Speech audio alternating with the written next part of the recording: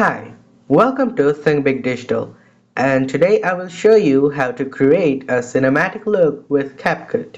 First, let's open our app, and as you can see, I already have a project opened.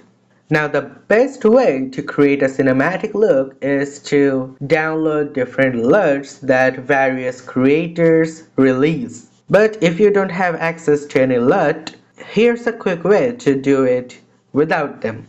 Select your clip and then go to filters.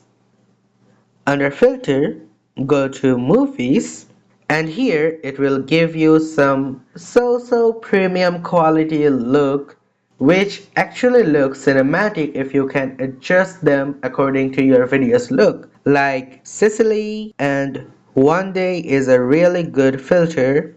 Also there are dark brown, and this filter makes your video look a lot like cyberpunk, and you can choose any filter from this collection. But as you can see, most of the filters are in the Pro subscription, so it's best to buy the Pro subscription of CapCut and use this without any watermark.